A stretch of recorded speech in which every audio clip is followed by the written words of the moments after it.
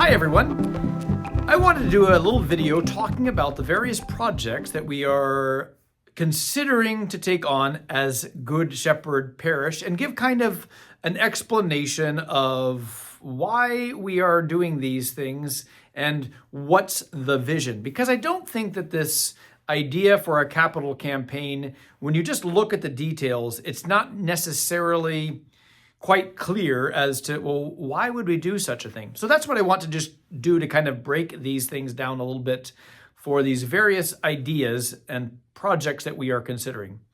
I want to stress that we are doing a feasibility study to do a capital campaign, and we are looking at all the options, and your voice really does matter. We do not have a preconceived idea of this is what we're going to do and support us because this is what we need to do as a parish. These are things that have undergone quite a bit of thought and discernment and consideration, responding from our strategic plan, responding from what the Finance Council has said, and coming up with ideas for what a capital campaign might look like. So, what you will see here is kind of a list of various projects and the places where these projects would affect and what those might look like. Now, there are two kind of origins for this idea for a capital campaign. One is we've talked for a couple years now in the Finance Council that we have several big ticket items that really need to be addressed. When I first came here in 2018, people were talking about we have an aging building. Now, as a pastor that came from a building that was way older than Good Shepherd, I was like, what are we talking about here? But it's true. There's a life cycle to some of the things in a building that when you hit about 18, 20, 25 years in a building, there are some things that just need to be done as part of the cycle.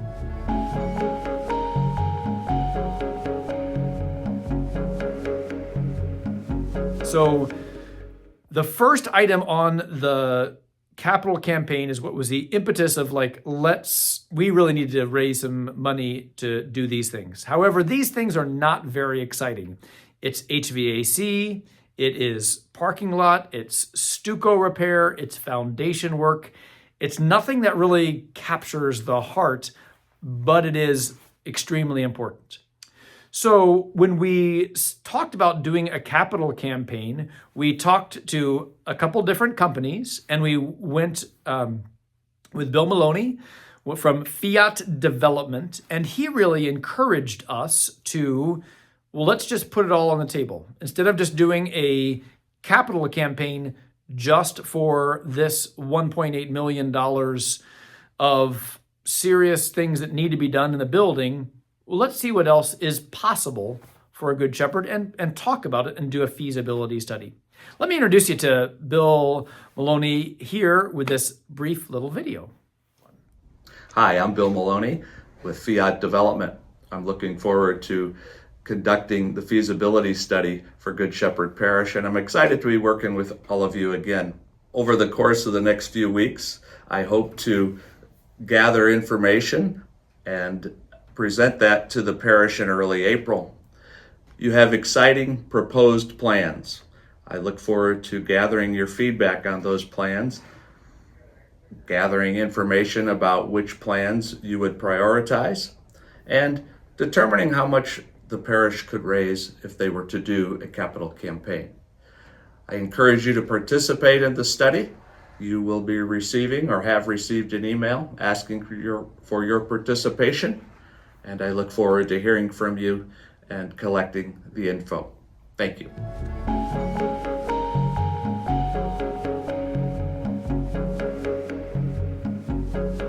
Okay, so the first piece are these capital improvements, and that's pretty much a non-negotiable. That part really needs to get done. Beyond that, that's when we are dreaming a little bit.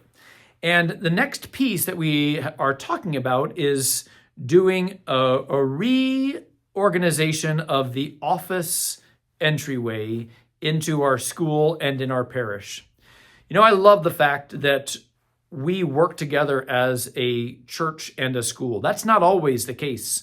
Some schools and parish offices are in if not completely different buildings, completely different parts of the building.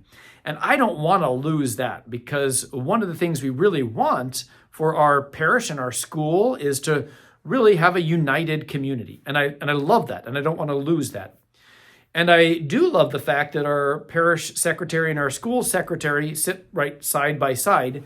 At least it works really well in principle. I think what we've discovered over the past few years is there's just different needs that someone coming in to visit at a school and someone to coming and visit at a church office, their needs are often different. And we want to respond to that, to respond to the needs.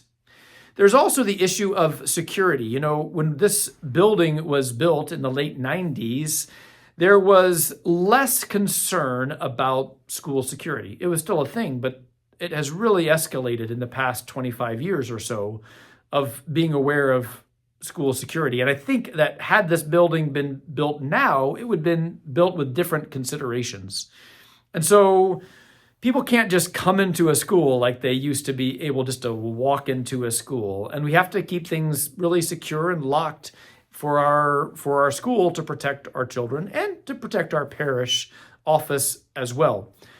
But it's a little bit higher security that we need for a school than we even would need for a parish. And maybe you have felt this as well, coming in and all the signing in and stuff that needs to happen with a school.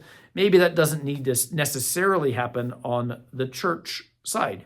So we are looking at options to provide separate entrances for the school and for the church. Separate, like putting the secretary in a different spot, the parish secretary, so that like when someone comes in for a funeral or something, that's a tough place to be if there is this need for the funeral meeting and then like the celebration for the 4th grade award or whatever is going right on here. It provides a kind of a strange contrast in practice.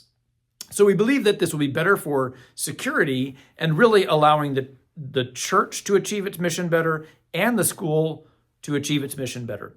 Not to separate the entities, I still want them together, but to provide a little bit of different space for especially those initial contacts in the school and in the parish. So that's kind of priority, I think, number 2 anyway, of really having security for our school and allowing those offices to operate really to a better potential. So we'll still have the same workroom. Where are we talking? We haven't figured out all of those things yet. That would be if we did a capital campaign, then we'd dive in more deeply. We've talked about the possibility of like maybe entering through the sacristy and repurposing that, or maybe one of those 4 doors in the narthex entrance, maybe that one to the left there or right if you're coming from the outside, maybe that could be the church office entrance. So we're looking at options, but we do think it would be good to separate those things, and especially for the security aspect. So that's kind of the next thing there, is that office and entryway.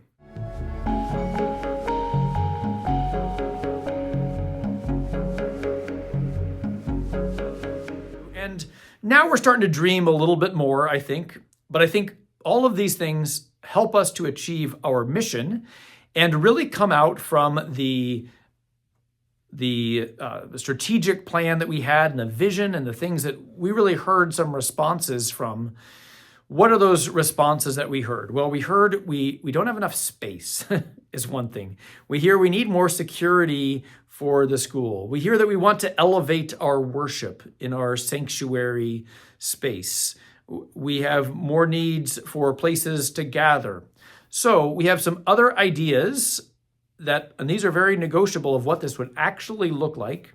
But one of the big ticket item, I suppose, would be that we have had this idea, and I've had this idea, to build an addition that would come out from the 2 hallways that go in the school, and to build an addition that the key point would be a school cafeteria / multi-purpose room.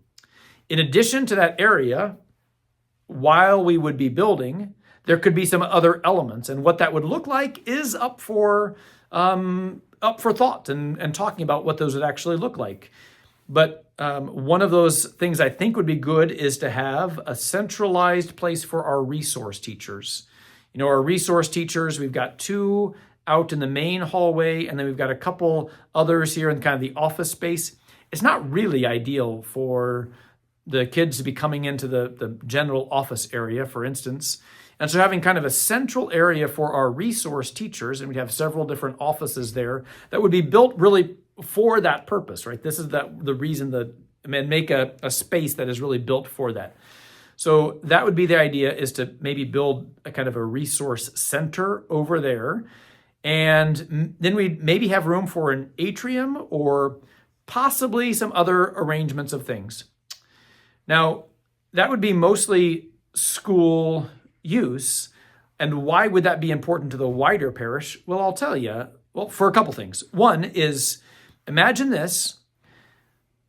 Now there's more security for our school children, because the only time that they would really be crossing into the church area would be to go to church. They would really very rarely ever have a need to go to the social hall.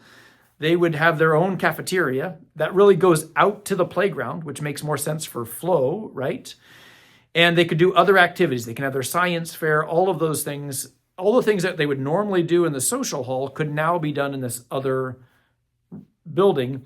And that could be possibly, we would explore the security there, but people have often come up to me and asked, why don't we have churches open during the day? I want to come in the middle of the day and pray. Well, we can't do that when we've got school children coming and going. But if we don't have school children really coming and going, we could possibly have the church open for people to come and pray throughout the day. So that could be a really great gift. Also, if you will see that if we put the resource center there, that clears up all of these office spaces that can be used for something else. We can make some small meeting rooms. We could make some larger meeting rooms if we knock out a wall or two. So there are some possibilities for renegotiating those spaces so that they are more appropriately used. We would also possibly do a teacher/staff lounge in that addition, which means that what is now the teacher's lounge, that can be repurposed to be another conference room, another place to meet.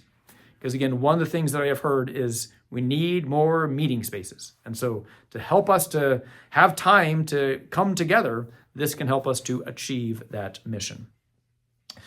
So that is kind of the key thing, and that is the most expensive idea that we have on the table at the moment. And maybe we can afford it and maybe we can't, but I think that would really help us with our mission. What would go in there? I'm really open to options and what we could build. I think the kind of the centerpiece is that cafeteria. And then remember, that would just free up so much stuff then for the social hall. There's some conflicts there. We do a great job. The funeral team does a great job, but they really could just have the whole space and just really transform it and make it elevated. It doesn't have to be a cafeteria anymore. We can renovate the social hall, which is on that as well. We could rent it out more frequently for possibly weddings and baptism celebrations or whatever. And then, although we want to keep that kitchen still clean, it wouldn't have to be like state level school cafeteria clean on Monday morning, right? Where there's some tension of like something gets left out on Sunday, and that causes some anxiety for our cafeteria workers for the school day when the inspection could come at any time, and we don't want our school lunches to be shut down. So that would give some space there to have those various activities going on. So I think that could be a real beautiful aspect for that. And the other thing that could do is the CYO, they are generally not allowed to practice because we have after school care in the gym. So CYO could have extended hours there because they could get into the gym earlier because we could put the after school care in the cafeteria/multi-purpose room as well instead of in the gym. So again, it gives more options for more space. So again, at first blush, I think that this idea of building this cafeteria and area over there for the school doesn't really benefit the parish. But what it does is it moves all of this stuff out from this part of the building into a different part of the building, which gives more space for the needs that we have as a parish. And it's not ideally located, right, for it's a long walk from the parking lot, but the kids can do it, right? So it really makes sense for flow. And then the other space here can be easily accessed. So that's that idea for the building addition. That then goes, so that kind of goes hand in hand. We can't really do a social hall renovation if we don't have the building extension, because then we have to keep it as a cafeteria. And the other thing is, like, I mean, we can get like actual cafeteria tables, which is a lot more, less put up and set down, put up and set down. We can really have more designated spaces, which would just be really spectacular.